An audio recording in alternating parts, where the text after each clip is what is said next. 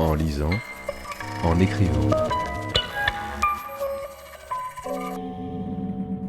Le podcast de lecture versatile de Pierre Ménard.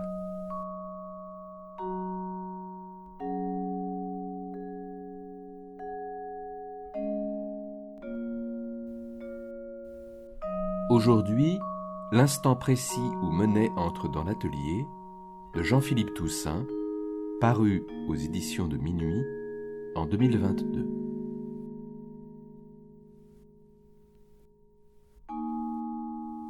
Ce court texte de Jean-Philippe Toussaint, composé de 9 longs paragraphes qui débutent tous par la même phrase, l'ouverture de la porte de l'atelier de Claude Monet, à Giverny, nous invite à pénétrer dans l'atelier du peintre, à explorer ce moment où l'artiste, au seuil de sa vie, s'est réfugié dans son atelier, à l'abri des menaces de la guerre qui gronde, pour travailler au grand tableau décoratif des nymphéas.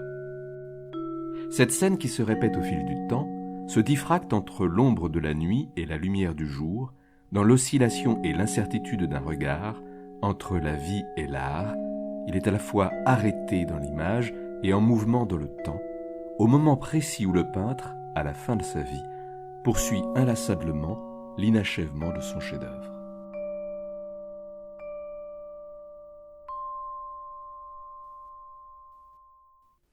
Je veux saisir Monet là, à cet instant précis où il pousse la porte de l'atelier, dans le jour naissant encore gris. C'est le moment du jour que je préfère. C'est l'heure bénie où l'œuvre nous attend. L'aube est fraîche, l'air vif picote les joues. Il est un peu plus de 6h30 du matin, pas un bruit au loin dans la maison endormie qu'on vient de quitter.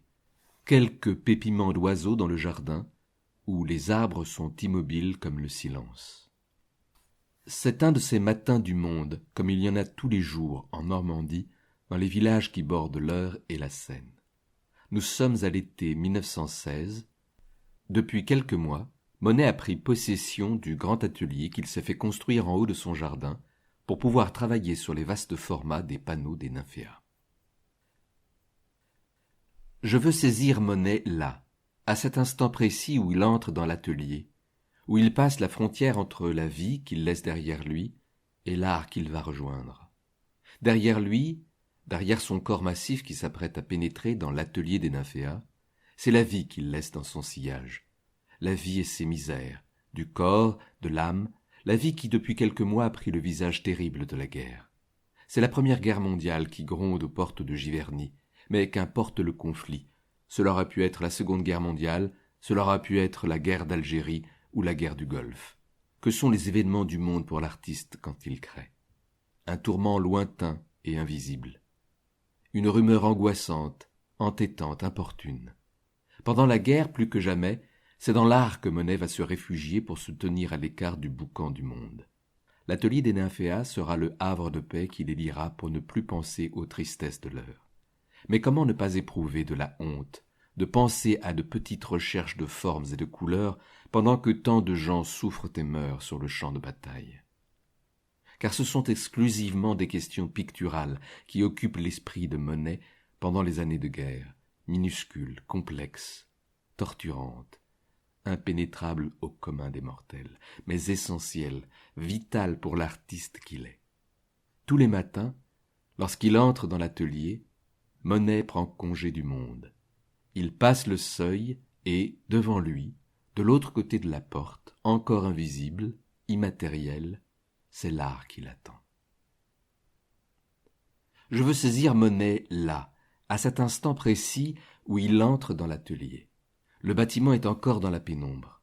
Il y règne une odeur de plâtre, de colle humide, de tabac froid et d'huile de lin.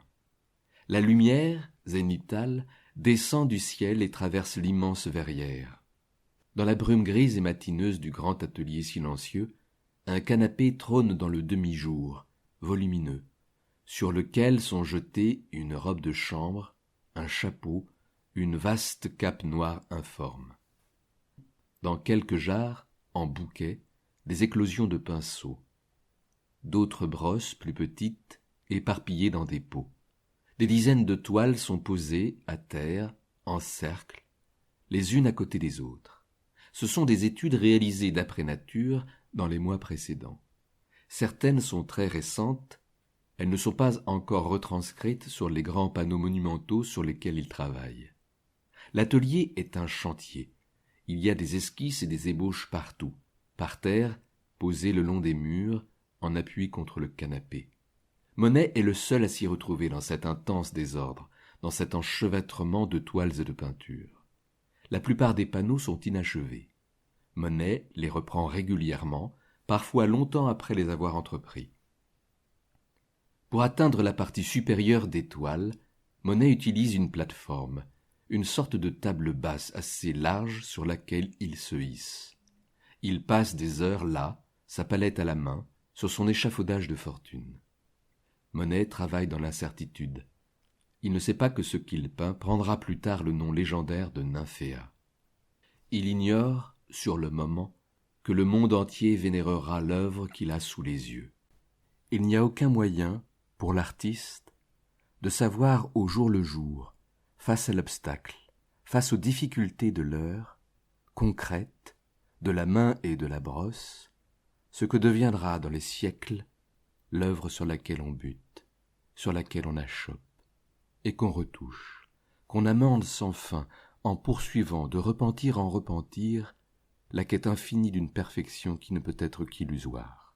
Non, Monet ne sait rien encore du grand destin aveugle qui attend les nymphéas.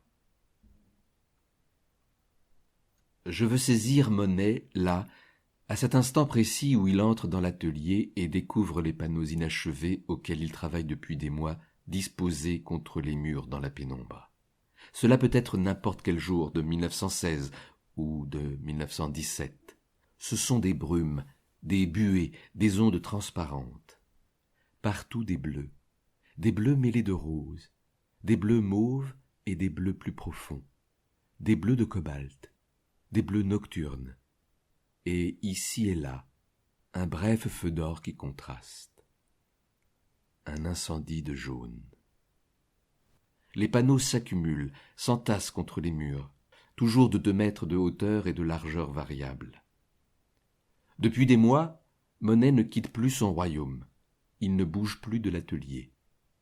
Il ne reçoit plus de visiteurs à Giverny. Il ne fréquente plus les collectionneurs et les marchands. Il n'a plus aucun commerce avec ses contemporains. La solitude, chez Monet, n'est pas un retrait ombrageux. C'est une condition de son art. L'âge aidant, l'impétuosité s'apaise, et c'est avec beaucoup d'égard que Monet tend maintenant le regard sur le monde qui l'entoure. Lorsque, le soir, il se promène dans les allées tranquilles de son jardin d'eau à la lumière déclinante, il éprouve devant la nature un inattendu apaisement du monde. Il tire sur sa pipe et observe à distance un frémissement dans les herbes du rivage, un souffle dans les branches, une fugitive vibration de lumière à la surface de l'étang. Et c'est là son œuvre qu'il contemple. Car ce qu'il dépose jour après jour sur la toile, ce n'est pas tant des couleurs mouillées d'huile dans leur matérialité moelleuse, c'est la vie même, dans ses infimes variations, métamorphosée en peinture.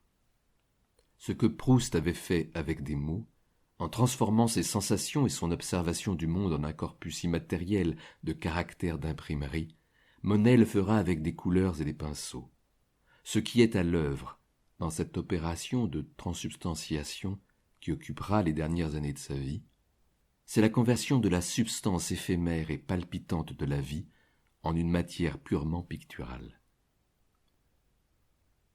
Je veux saisir Monet là, à cet instant précis où il entre dans l'atelier. Devant lui, le long des murs, ce ne sont que des paysages d'eau et de lumière, fragments de branches inclinées, de saules pleureurs, reflets bleutés, ciel, transparence.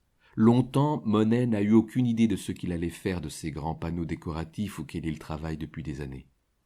C'est à la fin de la guerre et l'intense soulagement qu'elle lui procure qu'il lui fera trouver leur destination finale.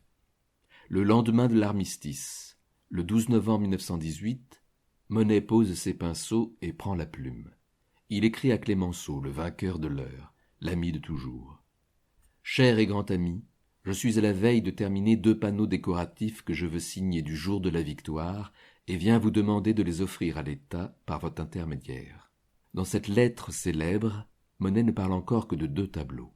Clémenceau le convainc de donner l'ensemble à l'État. Monet y consent, et les Nymphéas, encore dans les limbes, toujours inachevés, sont déjà consacrés comme une œuvre de paix. De ce jour, étalé sur 10 ans, ce sera l'œuvre ultime, la dernière confrontation entre Monet et la peinture. Je veux saisir Monet là, à cet instant précis où il entre dans l'atelier. Nous sommes en 1918. Bientôt nous serons en 1921. Monet, un instant, est figé à la porte de l'atelier, entre la vie et l'art. Il est à la fois arrêté dans l'image et en mouvement dans le temps. Depuis des mois, depuis des années. Monet met toute son énergie, non pas à terminer les Nymphéas, mais à poursuivre leur inachèvement, à le polir, à le parfaire. Même s'il n'en a pas conscience, c'est bien à l'inachèvement des Nymphéas que Monet consacre les dernières années de sa vie. Ce sera l'éternelle toile de Pénélope qu'il tissera et détissera jusqu'à son dernier souffle. Car finir les Nymphéas, c'est accepter la mort, c'est consentir à disparaître.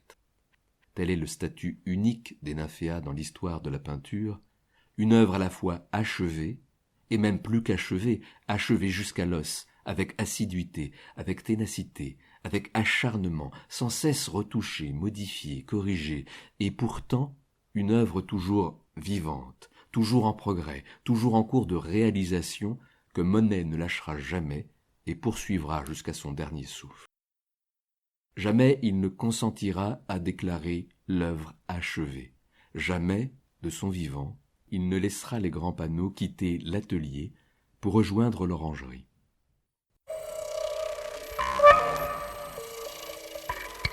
En lisant, en écrivant. Le podcast de lecture versatile de Pierre Ménard.